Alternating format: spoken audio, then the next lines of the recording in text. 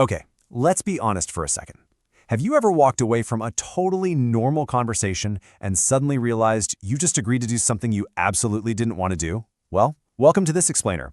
Today, we are literally hacking into the hidden operating system of human interaction. We're going to break down the sneaky, almost invisible tactics that people use every single day to quietly pull your strings. So, I really want you to chew on this for a minute. Are the decisions you make every day genuinely your own? Look, we all love to think we are completely in the driver's seat of our own lives. But by the time we wrap up this explainer, you might be shocked to realize just how many of your daily choices, from covering a shift for a coworker to backing down in a meeting, are being heavily influenced by those around you. Here is our agenda for today. We are covering 4 main areas: weaponizing the ego, the power of language, emotional leverage, and finally, shielding your mind. Let's get right into it. Part 1. Weaponizing the ego. We're going to see exactly how people hack your self-esteem by exploiting our absolute favorite topic in the universe, ourselves. It's what we call the flattery trap, and it usually hits you in 3 different ways. First off, they let you do all the talking.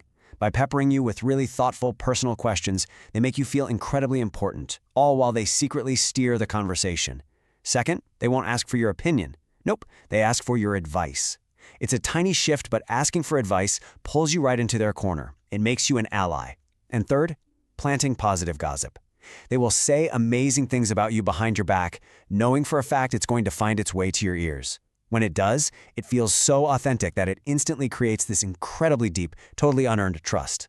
And that leads us to a literal glitch in the human brain, the Benjamin Franklin effect. Okay, so this sounds completely backwards, right? But if you want a grumpy coworker to start liking you, do not do them a favor. Seriously, instead, ask them for a tiny one.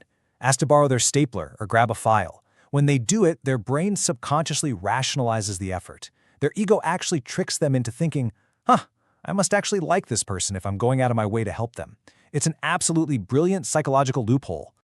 Moving right along to part 2, the power of language. This is where we look at how rewiring just a few syllables can completely bypass your critical thinking. Just look at the difference here.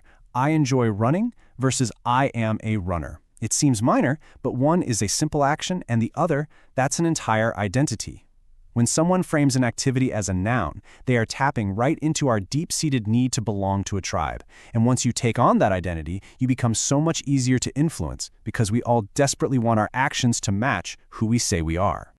Here's another one that works like an absolute charm in the office. Swap, I need this report finished for, we need to finish this report. Taking out I and dropping in we instantly turns a bossy demand into a team mission. Psychologically, it feels like a shared goal now, and your brain finds that so much harder to rebel against. You aren't taking orders, you're just doing your part for the team. Oh, and you have to know about the because bypass. Our brains are essentially hardwired to accept the word because as a totally legitimate reason, even if the rest of the sentence is pure garbage. Like, imagine someone trying to cut you in a huge coffee shop line.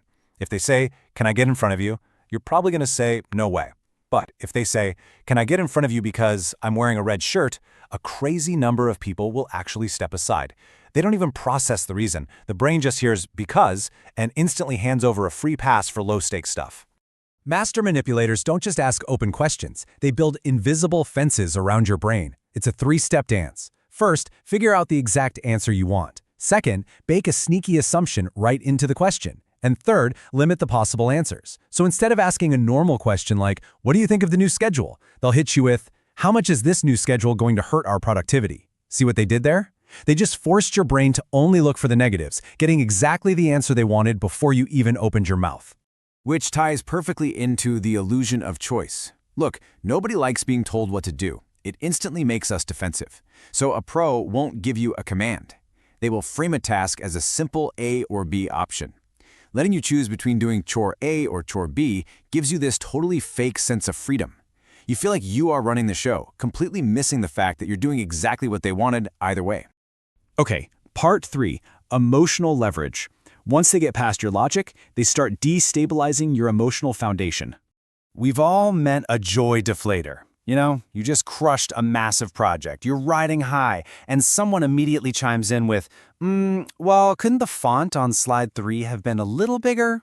It is a calculated, tiny pinprick to your balloon. By just slightly souring your big win, they make sure you never get too confident. It's a remarkably toxic way to maintain a hold over your self-worth. And there are these 3 crazy ways people can just redirect your emotional energy. Number 1, relentless agreement. If you are screaming mad and they aggressively validate every single thing you say, your anger just fizzles out. You literally run out of fuel. Number 2, keeping an icy, absolute calm during a fight. This makes the frustrated person look completely unhinged by comparison. It's like tossing a match and watching the fire from a safe distance. And number 3, subconsciously copying your body posture. We are biologically wired to trust people who mirror us. So mimicking your stance completely bypasses your radar and builds instant rapport. Then there's the gratitude drought, which is just psychological whiplash. They'll hype you up with constant thank yous for weeks, even for just holding a door. It becomes your new normal. And then, bam, crickets, total silence. This sudden drought leaves you scrambling. Actually, you'll subconsciously start working twice as hard just to win back that everyday baseline of approval. Check out how this works in practice. When you compare different approaches, a weak ask, like just begging for a favor, gets rejected almost every single time. It's too easy to say no to. But a value exchange, that's when they offer you the exact amount of time, money, or praise that they know you are dying for. When they tie their request to something you deeply value, it becomes practically impossible to turn them down. All right, we've explored the dark side today, but we are wrapping up with part 4, shielding your mind. Let's talk about awareness as your armor. Because here is the real takeaway from this entire explainer.